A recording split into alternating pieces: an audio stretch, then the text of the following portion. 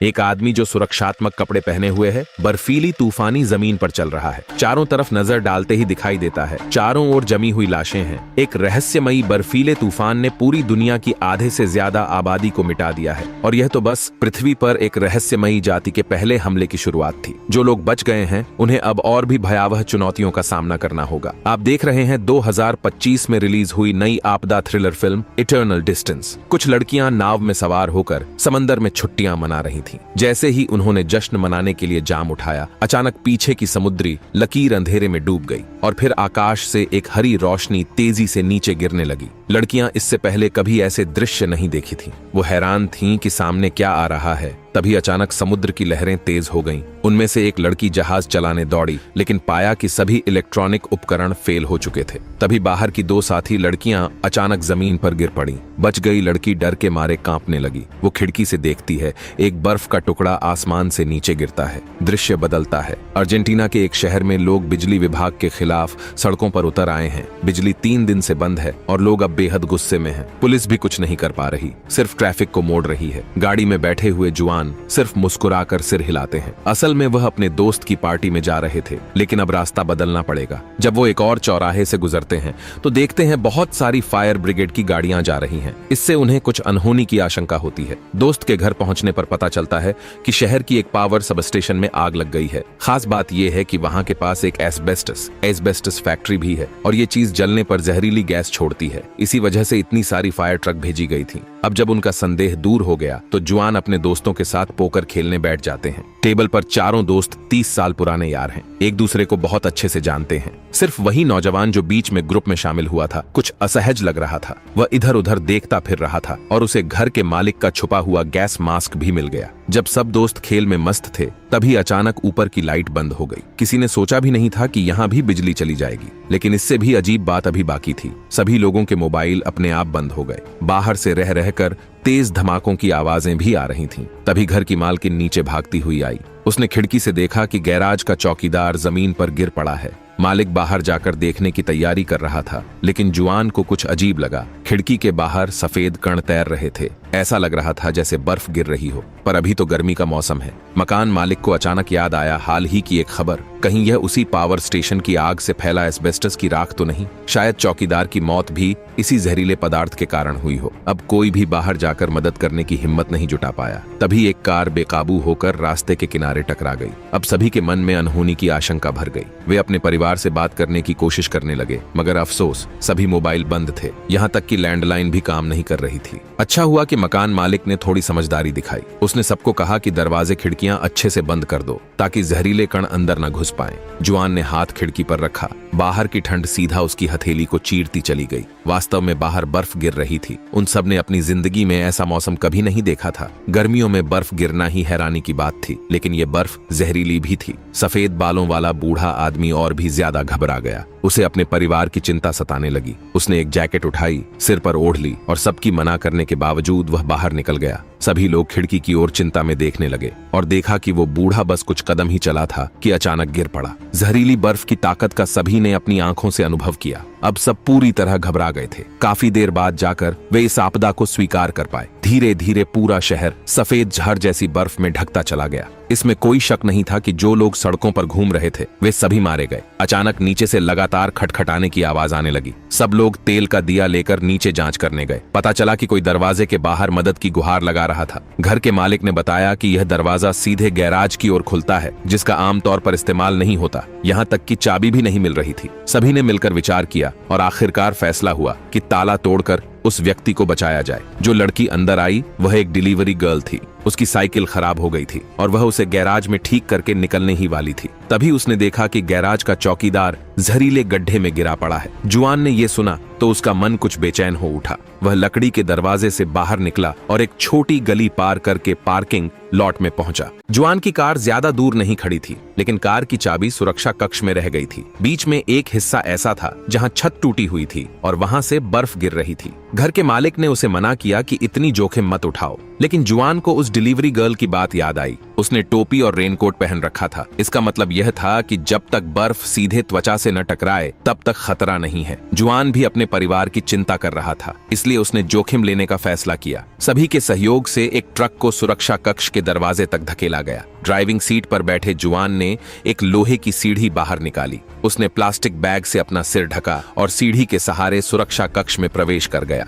जुआन ने अपनी और अपने दोस्तों की सभी चाबियां निकाल लीं। सबने राहत की सांस ली। आखिरकार इतनी बड़ी आपदा में कोई भी किसी और के घर में आश्रय लेना नहीं चाहता था। लेकिन जब जुआन ने चाबी लगाकर कार स्टार्ट करनी चाहिए तो कार में कोई प्रतिक्रिया नहीं हुई। अब जाकर सबको समझ आया कि बिजली गुल होना और मोबाइल बंद होना कोई इत्तेफाक नहीं था। जरूर शहर पर एक बड़ी इलेक्ट्रोमैग्नेटिक पल्स EMP का हमला हुआ था, जिससे सभी इलेक्ट्रॉनिक डिवाइसें फेल हो गईं। अब स्थिति पहले से भी ज्यादा गंभीर लग रही थी, क्योंकि ऐसी तबाही या तो सूर्य तूफान से हो सकती है या फिर परमाणु बम के विस्फोट से। तभी मकान मालिक ने देखा कि सामने वाले घर की लाइट जल रही है। एक बूढ़ा आदमी खिड़की के पास खड़ा था। उसे बहुत चिंता थी कि कहीं सामने वाला खिड़की न खोल दे, इसलिए वह यथासंभव संकेत देने लगा ताकि उन्हें चेतावनी दे सके। लेकिन उसकी यह हरकत सामने वाले की जिज्ञासा भड़का बैठी। बूढ़े आदमी ने झट से खिड़की खोल दी। कुछ ही देर में उसकी पत्नी भी वहां देखने आ गई। नतीजा यह हुआ कि पति पत्नी दोनों ही उड़ती हुई बर्फ की बूंदों के बीच तुरंत जमीन पर ढेर हो गए। अब जब आसमान थोड़ा थोड़ा उजाला होने लगा,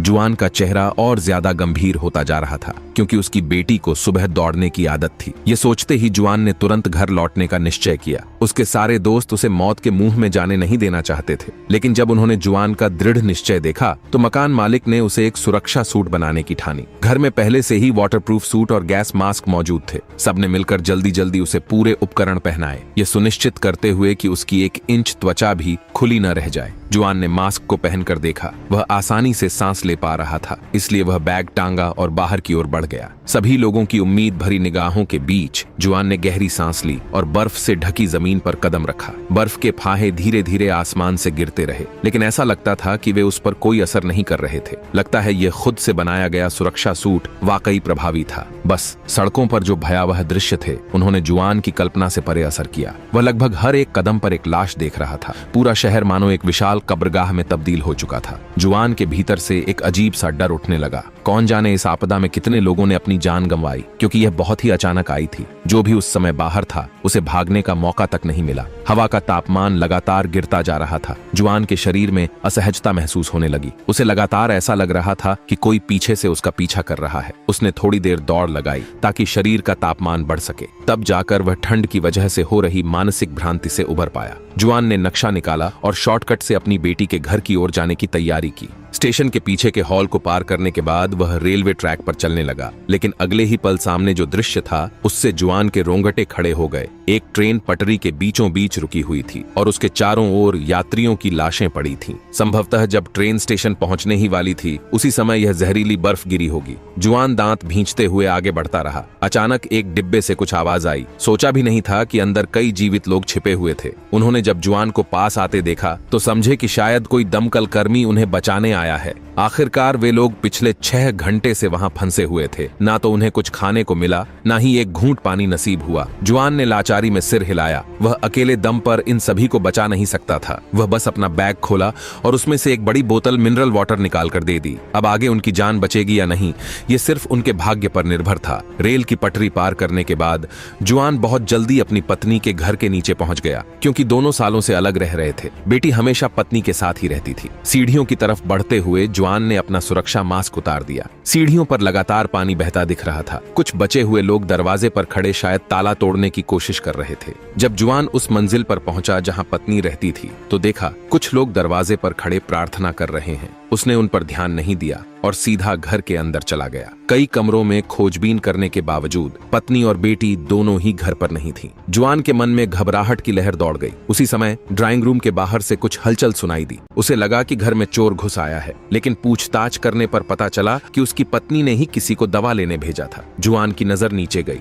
उसके हाथ की पीठ पर कपड़ों से चिकन ब्लड लग गया था। वह समझा कि शायद अब उसकी मौत निश्चित है, लेकिन तभी उसकी पत्नी सबको चीरते हुए आगे आई। उसने सारे गैर जरूरी लोगों को घर से बाहर कर दिया। तब जाकर बेटी की खबर दी। पता चला कि वह पिछली रात किसी सहेली के घर गई थी और अभी तक वापस नहीं आई है। यह सुनकर जुआन गुस्से से पागल होने लगा, लेकिन इससे भी बुरी बात यह थी कि पत्नी को अपनी बेटी की दोस्त का पता ही नहीं पता था। जुआन ने जबरदस्ती खुद को शांत किया। अभी शिकायत करने का वक्त नहीं था। उसने तय किया किया कि वह अब सीधा बेटी के स्कूल जाएगा। वहां स्कूल में यकीनन सभी छात्रों का पता मौजूद होगा। जुआन ने जैसे ही दरवाजा खोला, देखा कि बाहर बड़ी संख्या में स्थानीय निवासी जमा थे। असल में उसके जहरीली बर्फ से बचने की बात फैल चुकी थी। कुछ लोगों का अनुमान था कि जुआन के पास कोई विशेष इम्यूनिटी है। जुआन ने समझाया कि वह सिर्फ एक गैस मास्क का इस्तेमाल कर रहा है और वह बर्फ जो शरीर पर गिरती है वह जहर खो देती है। उसी वक्त एक गंजा आदमी सामने आया और मास्क देने की मांग करने लगा, क्योंकि इस इमारत में एक व्यक्ति ने निराश होकर बाथटब में आत्महत्या कर ली थी, जिससे पूरी बिल्डिंग का साफ पानी लगभग खत्म हो गया। अब ये सब लोग उम्मीद लगाए बैठे थे कि जुआन का मास्क उन्हें बाहर जाकर सुपरमार्केट से पानी लाने में मदद करेगा।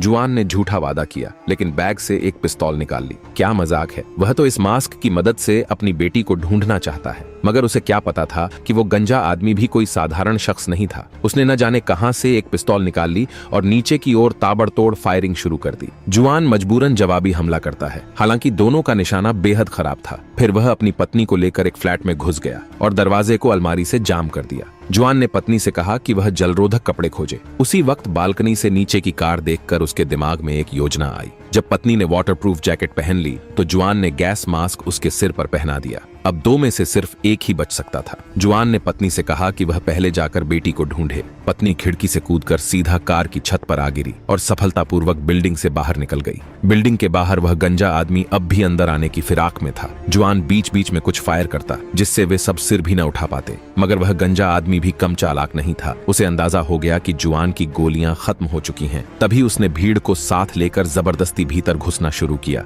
लेकिन जुआन तैयार था। उसने बाएं हाथ में एक प्लास्टिक बैग लिया और दाहिने हाथ में एक लकड़ी की कुर्सी उठा ली। भीड़ की हैरान आंखों के सामने उसने जोर से बालकनी का शीशा तोड़ दिया। गंजा आदमी और उसके लोग तुरंत डर के मारे भाग खड़े हुए और जुआन प्लास्टिक बैग की सुरक्षा में, उसे जहरीली बर्फ का कोई नुकसान नहीं हुआ। उसने तुरंत बैग उठाया और बिना देरी किए नीचे कूद पड़ी। तेज भाग दौड़ के कारण उसकी सांसें उखड़ने लगीं। जुआन को लग रहा था जैसे सांस लेना मुश्किल होता जा रहा है। कुछ ही कदम चले थे कि वह बर्फ में गिर पड़ा। अधमूंदी चेतना में उसे ऐसा महसूस हुआ जैसे वह किसी और ही जगह पहुंच गया हो। फिर जब वह दोबारा होश में आया तो खुद को एक कार के अंदर पाया। बगल में कुछ लोग थे जो सुरक्षा सूट पहने हुए थे। जब उन लोगों ने मास्क उतारे तो पता चला कि वे उसकी पत्नी और कुछ पुराने दोस्त थे। अजीब संयोग था। सुबह जब जुआन निकल चुका था तो उसके कुछ दोस्त आराम करने की तैयारी कर रहे थे। घर की महिला चाय बनाने के लिए नल का पानी लेने जा रही थी, लेकिन उसके पति ने उसे तुरंत रोक दिया। कौन जानता है कि नल का पानी जहरीली बर्फ से दूषित है या नहीं। सुरक्षा के लिहाज से उन्हें सिर्फ बोतलबंद पानी ही पीना चाहिए,